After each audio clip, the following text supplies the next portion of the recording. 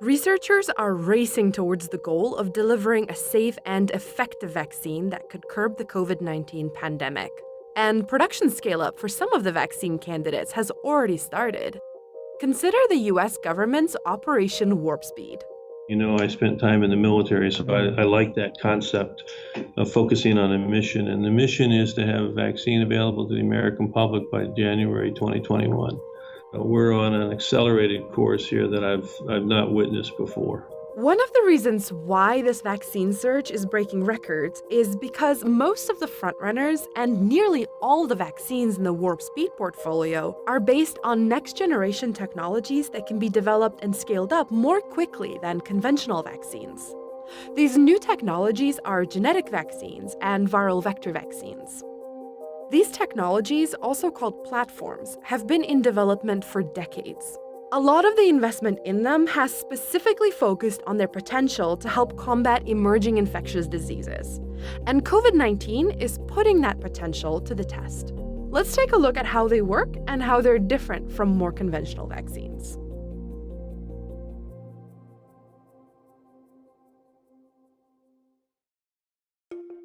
In these pictures from 1953, the scientists are developing an influenza vaccine. They're injecting viruses into fertilized eggs, which are then incubated to allow the virus to replicate within the eggs. Growing the virus is necessary for developing live attenuated virus and whole inactivated virus vaccines. These are the two classic approaches where the virus is either weakened or killed. These approaches are still in use today, although different cell cultures are most often used instead of eggs. But since those photos were taken, huge advancements in the field of vaccinology have introduced multiple other approaches to developing vaccines. Here are the major types of vaccines being deployed against COVID-19. Unlike the two classic vaccines, these four types, which include the next-generation platforms as well as more conventional approaches, don't require researchers to handle any of the actual virus.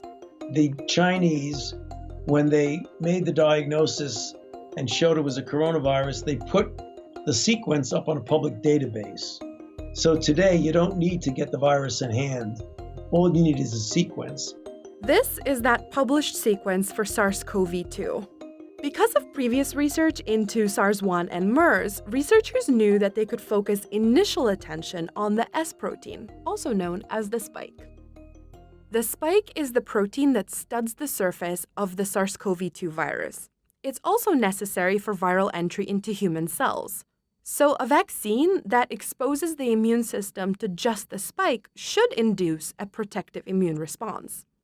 And that's the strategy behind the majority of COVID-19 vaccine candidates, which use both next-generation and more conventional approaches. The scientific way to put this is that the spike is the target antigen in these vaccines.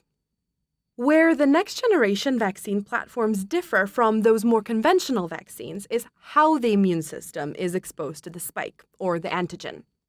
Conventional vaccines contain the antigen itself. Now, compare this to genetic vaccines. You can take just really to the genetic material, either as messenger RNA or DNA, that then codes for that spike protein. So the person makes the protein. You're not giving them the protein. You're giving them the genetic material that then instructs them how to make that spike protein, to which they make an antibody response that hopefully is protective. Two types of genetic vaccines are being investigated for COVID-19, DNA and mRNA. mRNA needs to reach the cytoplasm of host cells, while DNA needs to enter the nucleus. Then, this genetic material gets taken up by the cell's machinery, and the cell expresses the spike protein. These spike proteins are then recognized by the immune system, hopefully stimulating a protective response. These two candidates in the Warp Speed portfolio are mRNA vaccines.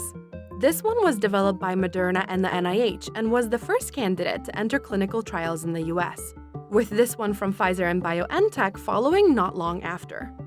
Naked mRNA cannot easily cross cell membranes passively, and it's very susceptible to degradation. So in both of those vaccines, the mRNA coding for the spike is encased in small carrier molecules called lipid nanoparticles.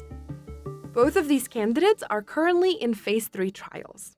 Now, let's look at viral vector vaccines. The basic idea is that you take another virus and replace its genetic payload with the sequence coding for the antigen, in this case, the spike protein. The goal is to induce immunity against the target antigen, the added genetic cargo. But these vaccines may also induce immunity to the vector itself. The viruses used as vectors are attenuated or weakened, so they cannot cause disease. A lot of different viruses have been developed as vectors, and they can be broadly categorized into two buckets: replication defective and replication competent. Let's look at replication defective vectors first. A very popular choice among the potential COVID-19 vaccines is adenoviruses, like these two vaccines, which are both in phase 3 clinical trials. Adenoviruses are common pathogens that typically cause mild cold or flu-like symptoms. This candidate, which was developed by the University of Oxford and AstraZeneca, uses a chimpanzee adenovirus, while this candidate from Johnson & Johnson uses a human adenovirus 26. In both vaccines, the adenovirus vector carries the DNA coding for the spike to the host cells, but it doesn't display it on its surface. Once the virus infects a host cell, it delivers the DNA to the nucleus.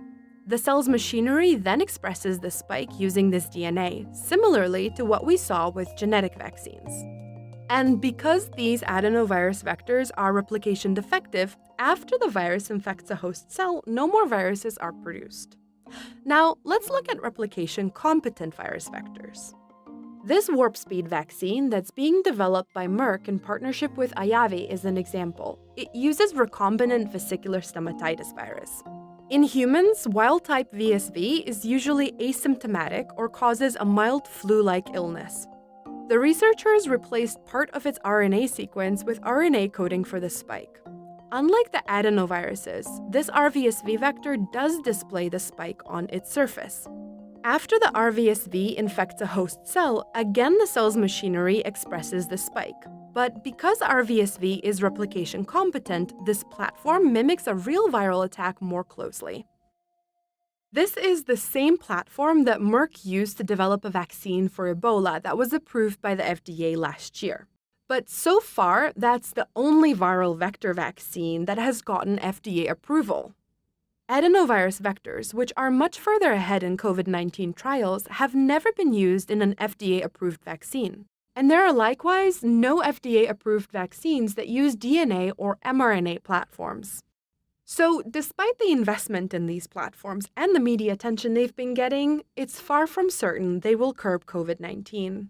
I think the reason that you hear the most about the mRNA vaccine or the DNA vaccine or these replication defective adenovirus vaccines is because they're the easiest to make. So I think that's why you hear about them first. But I just would want to warn people that, what you want is you want the best and safest vaccine, which may not necessarily be the first vaccines.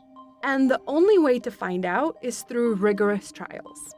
Before COVID-19 hit, these platforms were extensively studied in animal models, and some candidates were tested in phase 1 and 2 trials. But until now, phase 3 data has been lacking.